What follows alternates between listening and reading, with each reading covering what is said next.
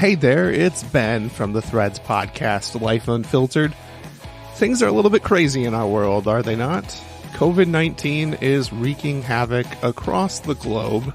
We didn't know that we'd be releasing this episode in conjunction with COVID-19. This is an interview that we recorded about a month ago with a therapist from Denver.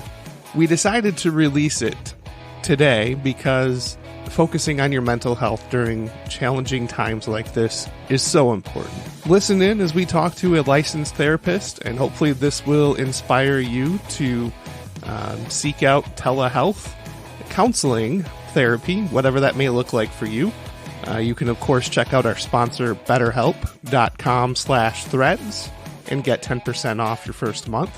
Might not be a bad idea in light of current events. Well, let's get into the interview. I really think you're going to enjoy this one. We have Khara Brindle from the great city of Denver, Colorado, joining us. Let's get to it. Hi, guys. Welcome to Threads Podcast, Life Unfiltered. Thank you so much for joining us today. We are in a interview marathon, and we have Khara Brindle with us today, and we're super excited to talk to you, Khara. Thank you. I'm excited to be here. Yeah. So Ben's going to kind of explain what Threads Podcast is all about for our listeners, and maybe some new listeners that come on from you or those kind of things, and then we'll jump into the interview. Sounds great. Awesome. Well, Threads Podcast, Life Unfiltered, is all about conversations, authenticity, transparency, really the opposite of what you would see on social media. So often there's the Facebook fake where people just post the highlight reel of their lives, and then everybody else who sees those posts compares the highlight reel to their everyday mundane life, and it kind of makes you feel a little crummy inside sometimes.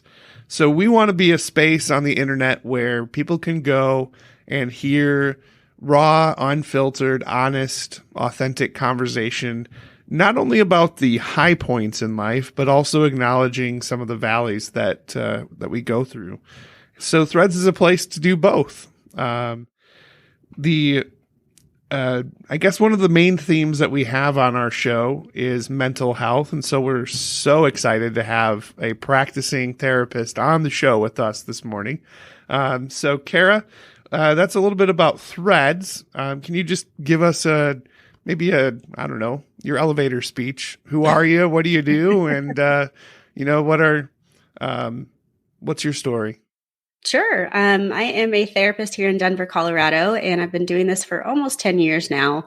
In addition to just focusing on anxiety, depression, and trauma, which is prevalent for a lot of people, I recently started a nonprofit in suicide prevention for those 10 to 24-year-old age range.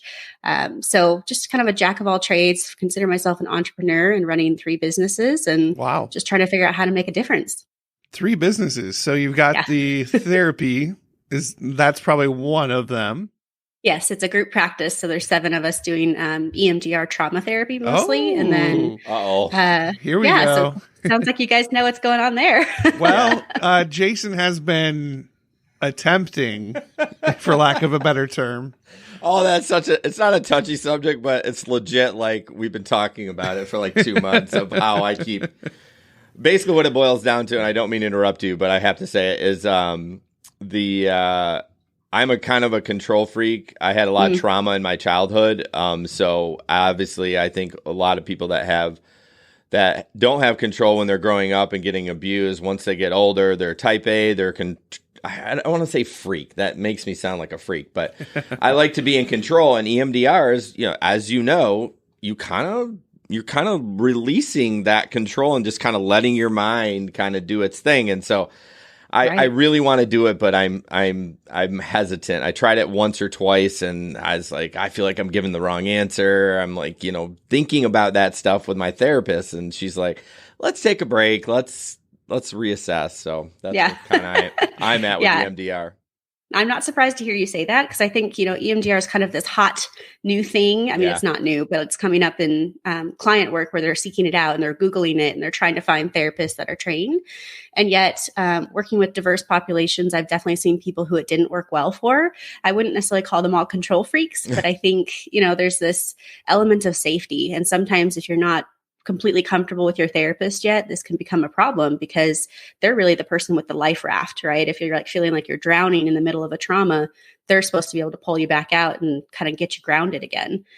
So I don't know what your relationship is with your therapist, but I think great. Sometimes it's, it's just practice. Yeah, that's definitely not it. She's awesome. I've seen her for years. And I feel like we should hang out outside of work. I know I can't, but I'm like, might be some boundaries there. My wife loves her too. And I'm just like, oh, we should invite Heather over for dinner. That's her name, Heather. And she's like, yeah, that's not going to happen. I'm like, that sucks. Yeah. But anyways, so well, that's good. Your first business is therapy in a practice. And what else are you doing? Well, I mean, I'm running the nonprofit like a business, which I think, even though it's the nonprofit sector, there's some definite business elements to keep it going and have it be successful. We're just over that year mark. So it's a learning curve of just figuring out how to do this well, especially because in Denver, we actually have the highest per capita nonprofits for our area. And so when I started the nonprofit, it was not uncommon to hear people say, hey, there's about 20,000 nonprofits in Denver. Are you sure you want to do this? And so that was kind of an interesting reaction to get, just trying to figure out how to manage a nonprofit area versus the for-profit that I'm used to. So that's number 2. Okay. And number 3 is a business in supervision. So clinical supervision, how to build that next round of therapists. Yeah. And we wrote a book and launched it back in July of last year. And so we're just building some training materials right now. So that's fantastic. Lots of cool stuff going on. Look at you. Go-getter. Yeah. So your life essentially revolves around mental health. So yes, very much so. Very cool. Let's go back a little bit. Where do you think this interest or passion for mental health came from? For you? Oh, man. Well, I think, thank you. I think I've gotten this question a lot more now recently, just with the nonprofit and just the suicide side of it. So, I think for most of us that have entered therapy, I remember distinctly kind of polling people when I was in graduate school saying, like, what got you into this? And about half of us said, hey, we're good listeners. And we just had people naturally share their stressors, their lives. They confided in us. And then the other half said, hey, I had my own significant experience with therapy. It helped me. Therefore, I want to pass that on. For me, I think it's a combination of those. But more importantly, here in my 30s, I've just been realizing that the suicide component's stronger than I realized originally. So I had 2 family members die by suicide before I was 18. Oh, wow. And so, even though that wasn't right there at the front of my awareness, I think it's more there now, and just acknowledging that and just naming that I'm a survivor of loss. So it's definitely a part of who I am now and just owning it. Yeah, man. I was wondering, one of the things that you brought up, you said half were good listeners and the other half were they had good experiences with therapy. But what about the people that had like broken childhoods? Because my sister is actually a therapist. She's a master's of social work. So she can't open her own practice, but she can work under somebody. And she had a broken childhood, like I did. And my therapist, I know a little bit about it, but there was some sexual abuse when she was growing up. So I feel like that's a huge part of it too. Why absolutely. People, want to go into that field. I also think that most therapists are crazy. We have to be, right, to listen to people's problems all day. I know. It's like you're a bartender, not that I'm saying you guys are the same, but even an Uber driver. Ben and I are Uber and Lyft drivers too, and it's like we feel like we're therapists / bartenders and those kind of things. So nurses, definitely. Here's a barf bag. Yeah. Oh gosh. Oh gosh. Don't get me going with that. I saw some stories last night from Valentine's that somebody couldn't hold their alcohol very well. So you're growing up as a child. Did you don't have to answer, but did you have any significant things other than the loss of family members? Did you have a pretty normal childhood? Right. I know. Like, we're like, what's normal? Yeah. What is normal? I mean, I think I had a pretty good childhood. I think, what's been interesting in the community is watching how we've gone from like defining big traumas like abuse and car accidents and war to saying like there can be all sorts of kinds of traumas, right? Yeah. It's not just the big stuff, it's the longevity of something happening. So whether that's, parents struggling with depression and not really being active parents or things like that. So I didn't have any of that. I think the suicide story kind of shaped our family. Sure. And I definitely see myself as a control freak too. So there's something there. Yes. Maybe I just need to go through it a little bit more myself and keep doing my own work. Yeah. Well, speaking of that, my wife is, well, at the moment she's a social worker, but she did have a stint where she was a practitioner, a clinician, whatever you want to call it, seeing clients at a nonprofit. Nice. But just because of life and what our family needed, she decided to go into social work at the emergency room. So pretty intense work. But one thing that she has always stressed was doing her own work, which is something you just mentioned. And I have just such high respect for her because every week, without fail, she goes and sees her therapist. And Nice. It's almost become like a mentorship. There's obviously the therapy element, but there's also a mentorship piece. So curious for you if you have anybody like that in your life who kind of, you go to them to do that. Yeah, you go see them to do that work of your own so that you can continue to do what you do. I think that's super important for the mental health community, especially private practice, because it's pretty isolating, right? So like I run my own business, I do my own thing, but if I don't have colleagues down the hall or someone to connect with, it can be pretty lonely, actually. And so my mentors, I think, I'm really gravitating towards this group of entrepreneurial therapists that are here in the metro area. And then my co-author and co-founder of the third business, she was my supervisor through community mental health, which is where we kind of get our start out of grad school. Yep. So she taught me a lot about how to be a good clinician, but also how to be a good leader in writing this book together about leadership and supervision, because there's a time and place to be someone's counselor, right? But there's also a time and place to be that mentor that you mentioned and making sure that we have good boundaries. So this book that we wrote is really about making sure people can kind of thrive and feel empowered. That's awesome. It's just so cool to, see a therapist who's not just a therapist, but also branching out into the nonprofit side. And so what do you do for fun? I mean, that's a lot. So right. I know. I get that question a lot of like, do I sleep? Yeah. And I'm like, yes, how do you unwind do. and take care of yourself? Well, luckily I have a wonderful husband that is very patient with all of these big ideas and entrepreneurial spirit. And we try and just take some getaways because I think it's really easy for business owners to work 24/7, especially if you work from home or any of those things. So we like to go to bed and breakfast, and we're in this beautiful state where there's lots of different places to visit and mountain areas to go to. So I really love the nature component of just get away from my electronics and go out and take a hike. Or for me, I miss water a lot. So I want those waterfalls. Right. That's awesome. I don't know what it's like to work 24 hours a day, Ben. Do you? You don't? That's fine. I'm obsessed with all the podcasting stuff. So I have the studios in my house. So I'm just like, I'm going to go work downstairs and steps, which is kind of nice in a way. But I'd also little jealous of Ben that he can be like, well, not that he doesn't work from home, but like I have all the audio and stuff like that. So I have a tendency to not take time off. And I have 3 kids. And a wife and a new puppy. Yes. Oh my gosh. And I work and, all that fun stuff. Oh, yes. So it's super cool to have a therapist on. Like, I kind of wish I would have prepared. We prepared, but I want to get my therapist on. And one thing I always want to ask them is, how are you able to, my therapist can remember what we talked, like she legit takes no notes. Exactly. And I know some people do take notes. I know your therapist, Ben, does take notes. Not anymore. Oh, no?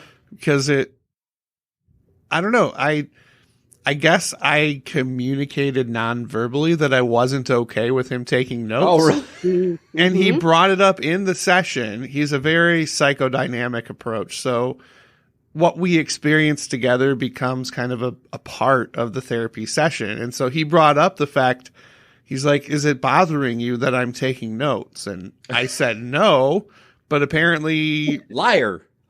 I guess it was a little bit off-putting, and ever since he stopped doing that. Oh, man, he's good. Yeah, he is. That sounds really impressive. But anyways, back to my question. She doesn't take notes, and like we come back 2 weeks. It doesn't matter if it was a month, and I'd be like, "What did we talk about last time?" She's like, "Well, you talked about this, this, and this," and I'm like mouth drop, and I'm like, right. It's amazing. So how do you have to learn how to do that? And are you a note taker when you're speaking with people? Yeah, I mean, I've actually never been a note taker. Okay. I think there's something, and maybe you both can speak to this in your own way, but there's something disconnecting about that, to have literally a clipboard or a notebook between you and your therapist. I actually don't believe in coffee tables for that reason too, when it comes to therapy spaces, because literally if there's an object between you, it prevents the connection. And so for me, I've never taken notes except for EMDR, because there's those numbers you have to kind of track and targets and things like that. But even then, I'm very intentional about putting the clipboard flat so they can see exactly what I'm writing. And so there's a lot of transparency. To the bigger question of memory, I've definitely looked at my spouse and said, when my memory starts to go, I can't do this work anymore, because I have to remember things 6 months ago and 12 months ago. And some of my clients have been with me almost 4 years because they have that significant trauma that they're working on. And so it's pretty fun when they come in and go, oh my gosh, I can't believe you remembered that. And yet it's so easy to remember something that feels really important, especially when there's no distractions. It's just me and them in a room. Focus. I don't have my phone. I don't have anything else that's really preventing me from really downloading that and holding on to it. Interesting. You brought up the coffee table thing. So my therapist deals a lot with people with sexual abuse and those kind of things. She actually puts the coffee table in to give that person space so they don't feel like, especially rape victims, you know what I mean? Like, it's just, even though she's a female, she puts that in there specifically for that. So I thought that was interesting. You brought up the coffee table thing. And play therapists, they love their coffee tables because then people can do their art and different interventions in the space. I think to each our own, right? We're all these different personalities of how we conduct ourselves. And I definitely can, relate to the idea of you don't want to be on top of each other and literally can hear each other breathing. Right. So some space is good. Yeah. And one other thing about the therapy business, how are you able to not take all the terrible things you hear and not be like, this world is gross? Like, why am I doing this? And I mean, I know why you're doing it, but I mean, I would just be in a shitty mood at the end of the day, every day, unless you had a breakthrough on your last one where you're like, oh my gosh, you know what I mean? But then you're on this euphoric high. It's like, this could be the best weekend ever. I love those aha moments, right? Those are the things we live for as therapists when someone has a breakthrough. But I've honestly already been through burnout. In my first 10 years, I've gone through that burnout of feeling jaded and having nothing left to give when I got home. And so that almost jeopardized the relationship I had with my spouse, right? Of coming home and giving all of my energy to 5, 6, 7 people a day, coming home and being like, I want silence. I don't want to talk. I don't want to do anything. And so coming out of community mental health, which is where a lot of people get their start, you are seeing, up to 8, 10 clients a day, and you're just kind of a workhorse. So they didn't really teach us from the get-go how to do that self-care, work-life balance. And I think, for me, I didn't even realize I was burnt out until after I went to a training and said, here are all the symptoms, start checking them off. And I was like, oh my goodness, this is me. This is me. Not wanting to go home, not wanting to just talk to people, not answering my phone. It got pretty rough there for a little while until I realized what it was. Man. How did you correct that? I think the first thing I had to do was take some of my life back of I'm not going to work 5 days a week. I'm not going to see 8 to 10 clients a day. If I can financially make this happen, I'm going to make some shifts. And so now I work 3 days a week for that, especially having these other 2 businesses. You have to have time for everything. Right. Wait, you're making time, but then you added 2 more businesses. Wait a minute. I said, I'm a work in progress, guys. We're our own worst clients. That's the running joke of therapists is we can't do what we teach other people to do. Yes. That's great. That's hilarious. So with that vein of thought, the avoiding burnout and whatnot, obviously when you go home, you need space. Totally understand that. I committed possibly a therapy faux pas. I'm not sure. I emailed my therapist between sessions and he responded. And he also, in his closing, he wrote, let's revisit this in our next session. And it was just a recap. I felt like I had a breakthrough with one of the struggles that we had been working through, and I wanted to share it. So I sent him an email. And so from your professional vantage point, is it appropriate to have contact with client or between client and therapist outside of the therapy session? I think it's appropriate. I think there needs to be boundaries around it, just like your therapist put with you. There's value in setting a boundary of like, you can email me, but I might not respond, or Sure. you can call me, but I might not respond because I don't work weekends, or whatever that looks like. I have clients that will legitimately call when there's a crisis, and that's helpful because then, if I'm available, I'm definitely going to try and support them through that. Wow. But to have someone just checking in, or, having a client that just needs to hear your voice, that's a lot of dependency that we don't want to necessarily encourage. Yeah. Because eventually we want them to see therapy as like a temporary measure to build the skills to go forward on your own, right? So we don't want them to rely on us. And I've had clients who, as they get ready to graduate, have that fear show up of like, oh, well, what if I need something? Or what if something happens? And I'm like, well, you know how to find me. I can come back. We can come back together. But for those in between contexts, that would be one of the reasons people get burnt out. And I've seen that hit right around the 7-year mark, where if they go, and they hit 7 years, it's just like, I need a vacation. Yeah. So you brought up the word graduate. That's interesting. I don't look at therapy as an endpoint for me. The last 7 years I've grown a lot and went to a lot of therapy, but I can't imagine not having her to be available for me. And I know there will become a point where she decides whatever, she's pregnant. So obviously there's going to be some time there where she's not seeing patients and those kind of things. But it's interesting that you brought up that term. I don't see an endpoint for my therapy. I don't know if that's good or bad. Yeah, I mean, I think each person's unique. I think I use the word graduate rather than discharge or termination, which sound really awful. Yeah, those are terrible. And they're very clinical, right? And so that fact that it's a relationship and people are growing, for my clients, it takes the anxiety down to say you graduated and you can always come back. Like I've had one client who's come back 3 times for big milestones where something changed, and she knows she can always reach out to me and we'll get her back in. And so for some of the clients, that's a comfort to know, okay, I'm celebrating something. So graduation feels better as a term. Sure. And there's usually like a significant thing we do to say, here's everything you've accomplished and here's what we would need to look for to come back. So they have some parameters. Okay. Can you tell us a little bit about the book that you and I know you co-wrote it, but I don't remember who you co-wrote it. Supervisor. Yeah. So her name is Christina Murphy. And so when I was in community mental health, I was promoted to supervisor within 2 years, and just feeling like I had a lot of the framework down, because we're working with Medicaid, which is tons of paperwork and just being compliant and making sure the clients were taken care of. And so she put me in that role, and I had 15 what I call green therapists, people right out of grad school, and needing to support them. And in that process is when I decided that I needed to support them with suicide, because a lot of them had no training in that. Or if they did, it was kind of a scare tactic of like, oh, your client's suicidal, put them in a hospital. And for me, that should be the last resort, not the first. Interesting. And so when we put together this book, it was really saying, okay, we got this really great feedback. For me, it was the 15 green clinicians saying, you're doing something right. I feel supported. I feel like you've got my back. I feel like I can grow and change and become a really good therapist without you micromanaging me. So this is like this balancing act where we had to say, how do we create a model around this that is modern? Because the model that was there before is from 2005, and already things have changed a lot. Oh, absolutely. That's so interesting that you're doing that. It kind of reminds me of like a regular MD that has no training in like nutrition. The kind of thing where they're just like, they get all this super smart stuff, but they don't know anything about, they get like 2 hours of nutrition or 2 hours of how to help with mental health, those kind of things. And it's like, hey guys, this is like a huge important thing. We have to start training different thoughts, because it's been 30 years since you've been in school. Like, why aren't we talking about this stuff?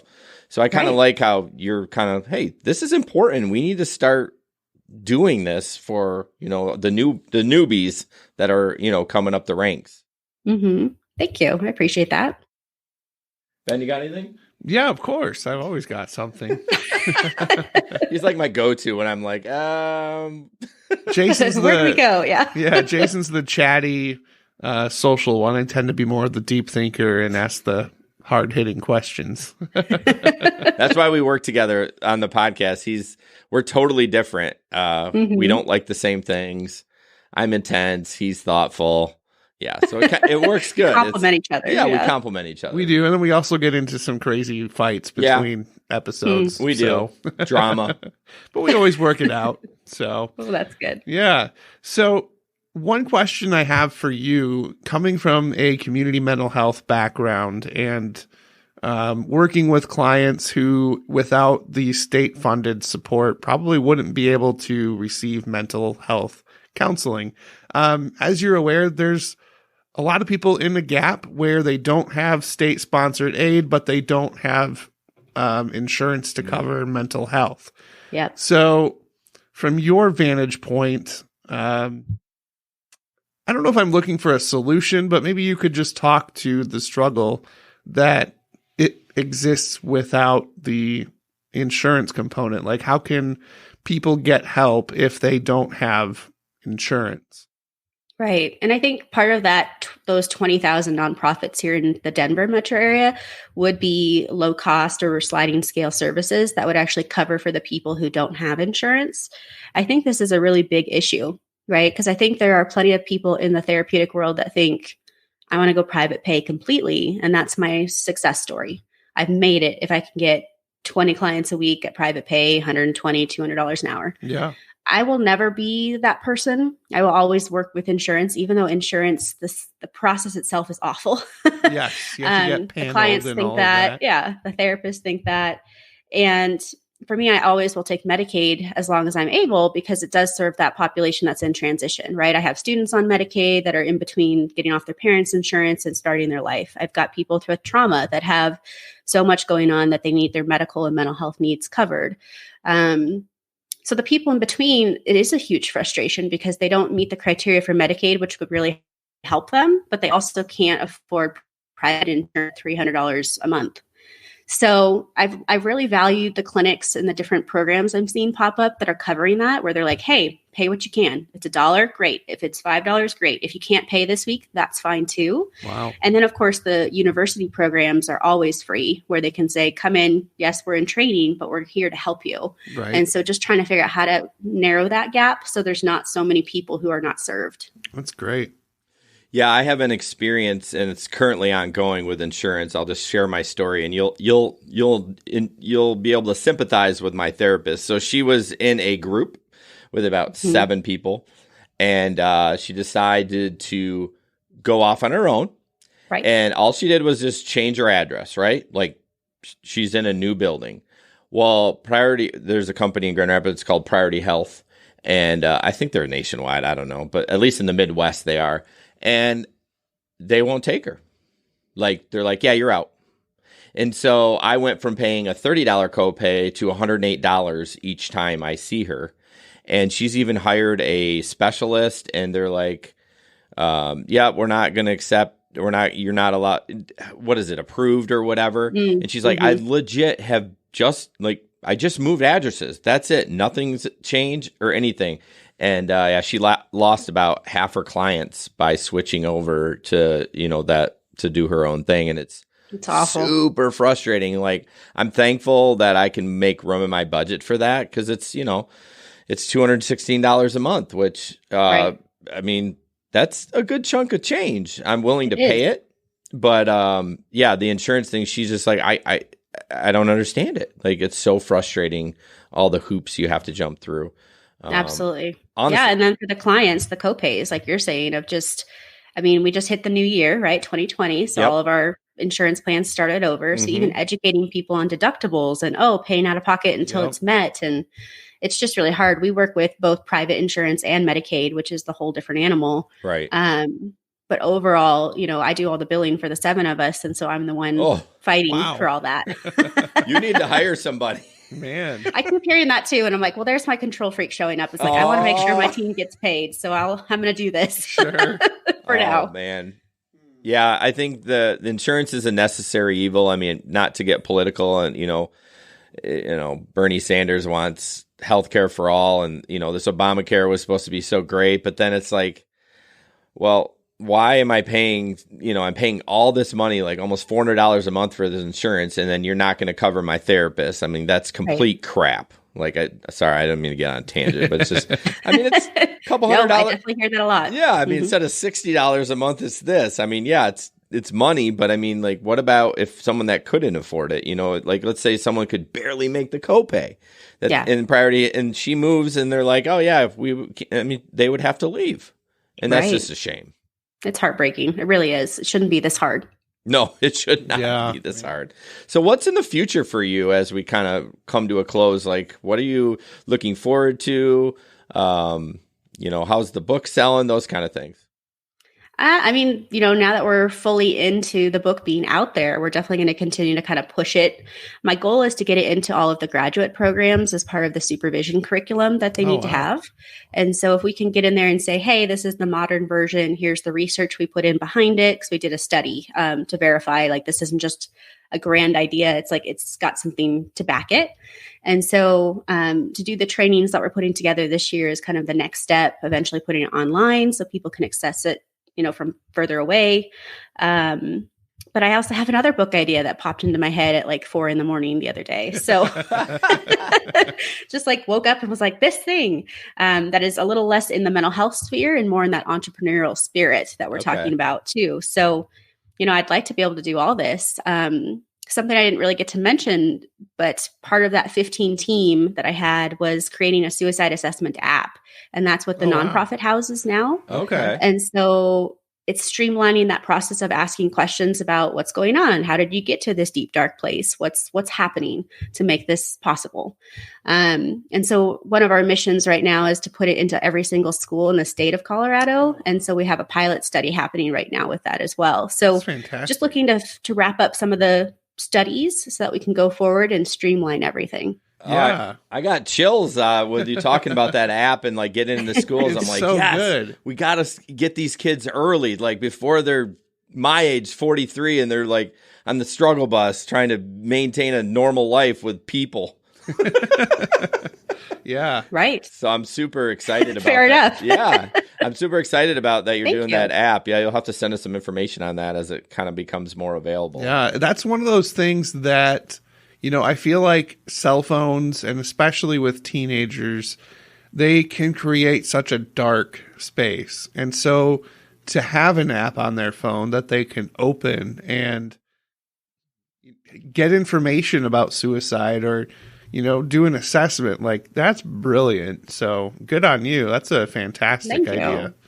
So yeah, I think mental health tech is showing up more often, right? We've got like Calm and Headspace and different things. And I really just recognize that these clinicians coming out of school were like, I want to help. I have this calling, this urge, and I don't know how to start that conversation. So even just putting it on an iPad and saying, let's sit alongside each other and talk about this. These youngest 2 generations actually feel most comfortable with technology. They're more willing to open up if there's a screen somewhere versus just looking you and I in the eye. Well, one more thing before we wrap. I was going to wrap, but then I was like, I want to talk about this. So like stuff like BetterHelp.com, those kind of things that you are pro that, because I know Ben and his wife Andy had talked about that. They're like, I don't think it'll work, or those kind of, not that they, it's just they felt it was super impersonal. Is that more? Yep. But I feel like if that's how the younger people are going to connect, I think it's super important. And obviously you feel the same way. Have you had experiences with any of those sites at all, or? Yeah, I mean, definitely when I launched this app, I was going to them saying, this is perfect for telehealth. Like if you have a screen and you're doing like a HIPAA compliant Skype system to talk to a client in a rural area, let's put this up so they can see. And there's that transparency, just like note taking, right? Show them what you got. Telehealth is an interesting thing for me personally, because I see the bigger picture. I see the value. especially if you have a limit to your services, right? If Sure. you're in a rural mountain town and you can't get to a therapist, by all means, this can help you. I personally am kind of like, I think it was Ben who said this, like, I want the personal element of seeing you in the room because there's so much around body language, like when they're taking notes and all of a sudden you see their body change. And so a screen doesn't allow me to do that. For the epiphanies, the aha moments, the goosebumps, as you will, like I want those. And so I actually prefer to see my clients in an office. I'll do phone calls if there's snow or something, but it's really not my cup of tea. And so I personally won't be moving into a telehealth space, but at the same time, I see why other clinicians are. So there's That's my fair. Switzerland answer for you. Neutral. I like it. Awesome. Well, to wrap up, we have a question that we ask every guest that comes on our show. For your great-grandchildren, or maybe even your clients' great-grandchildren, let's say 50, 60 years from now, they stumble across this episode of the Threads podcast, Life Unfiltered. No idea what technology will be like then, but if they were to tune in, what is some wisdom that you would like to impart to them in the future? I just love your guys' mission of saying therapy is okay. Therapy is okay to talk about. Therapy is okay to do. And so I hope any listener that comes across this will see that, I mean, as a therapist, I'm kind of goofy, right? So I hope they see that it's not as scary as it might sound. And it really is about relationships. So for me, when it comes to the heavy topic of suicide, I want them to come in and talk to me about it. I want someone to feel like they can take some of that off of them by just sharing and saying, this is what I'm going through. Sure. And so my hope is by seeing that I'm personable and that you guys are personable, like that we all find value in therapy, maybe they'll take that next step to try it out. That's awesome. Well, thank you for so that. Good. Khara, where can people find you if they want to reach out to you, or where can they find the book? I assume on Amazon and everywhere else. Amazon, LinkedIn, I'm everywhere. Okay, cool. Yeah. We'll share all the social stuff when we eventually release the interviews. Thank you so much. Yeah. Absolutely. I appreciate you both and what you do. Thank you. All right. Have a good day. All right. Take care. Here at the Threads podcast, we value mental health, and we like to peer pressure our listeners into getting help. And what's so exciting about that is we now have a sponsor who believes in our show and has offered to sponsor us. I got to give a quick shout out to BetterHelp.com. That's BetterHelp, H-E-L-P. BetterHelp will assess your needs and match you with your own licensed professional therapist. You can start communicating with them in less than 24 hours. It's not a crisis line. It's not self-help. It's professional counseling done securely online. There happens to be a broad range of expertise among BetterHelp's counselor network, and you may not even have access to something like that in your local market. The service is available for clients worldwide. And you can log into your account anytime and send a message to your counselor. You'll get timely and thoughtful responses, plus you can schedule weekly video or phone sessions so you won't ever have to sit in those uncomfortable waiting rooms as you do with traditional therapy. BetterHelp is committed to facilitating great therapeutic matches, so they make it easy and free to change counselors if needed. It's more affordable than traditional offline counseling, and financial aid is available. BetterHelp wants you to start living a happier life today. Visit their website and read their testimonials that are posted daily at betterhelp.com/reviews. That's betterhelp.com/reviews. Yeah, so all you got to do is go to betterhelp.com/threads. That's betterhelp.com/threads. And you can join the over 700,000 people taking charge of their mental health with the help of an experienced professional. For Threads listeners, we have a special offer. You can get 10% off your first month at betterhelp.com/threads. That's betterhelp.com/threads. So go check it out. Get your 10% off. Get started in therapy. You can do it.